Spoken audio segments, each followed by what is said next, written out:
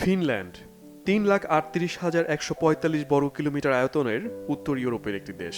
৫০ লক্ষাধিক মানুষের বসবাসরত দেশটিকে পৃথিবীর সবচেয়ে সুখী দেশের তালিকায় ১ নম্বরে রাখা হয়।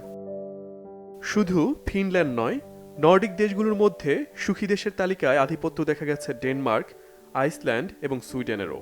পৃথিবীতে এত এত দেশ থাকতে ফিনল্যান্ডকে কেন সবচেয়ে সুখী বলা হয়? কি এমন রহস্য লুকিয়ে আছে দেশটির সুখী হওয়ার পেছনে? মনোবিদদের মতে সুখ হচ্ছে একটি অনুভূতি যা তৃপ্তি, ভালোবাসা, আনন্দ বা উচ্ছ্বাস দ্বারা নিয়ন্ত্রিত হয়। এই সুখের জন্য অর্থনৈতিক সাফল্য যেমন প্রয়োজন, তেমনি সামাজিক সংযোগ এবং সমাজ ও মানুষের মধ্যে একটি দায়িত্বশীল আচরণ থাকা প্রয়োজন। অর্থনৈতিক সাফল্যের দিক থেকে চিন্তা করলে চীন বা যুক্তরাষ্ট্রের মতো দেশকে সুখী দেশের তালিকায় আরও উপরে রাখা যেতে পারত। কিন্তু কেন ফিনল্যান্ড?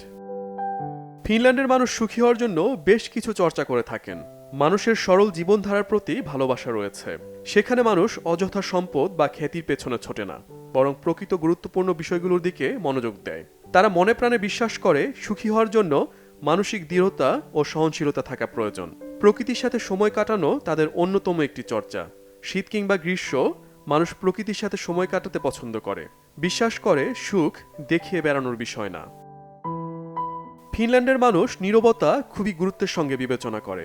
দেশটিতে প্রচলিত একটি প্রবাদ রয়েছে, যেখানে নীরবতা স্বর্ণ আর কথা বলা রূপা হিসেবে গণ্য হয়। ফিনরা বিশ্বাস করে বিশ্রাম জীবনযাত্রার অবিচ্ছেদ্য অংশ। তারা এও মনে করে প্রকৃত সুখ নিঃশব্দ মুহূর্তগুলোর মধ্যেই লুকিয়ে থাকে। ফিনল্যান্ডের শিক্ষা ব্যবস্থা কঠিন পরীক্ষা বা দীর্ঘ পড়াশোনার উপর নির্ভরশীল নয়। তারা শিক্ষায় সমান সুযোগ, সৃজনশীলতায় গুরুত্ব দেয়। ফিনল্যান্ড বিশ্বের সবচেয়ে কম দুর্নীতিগ্রস্ত দেশগুলোর মধ্যে একটি। সেখানে সামাজিক বিশ্বাসের মাত্রা অত্যন্ত উঁচু, যে কারণে একটি শিশুর একা স্কুলে যাওয়া খুবই স্বাভাবিক বিষয় হিসেবে দেখা হয়। Shahid Arafat, Bangla Vision, news desk.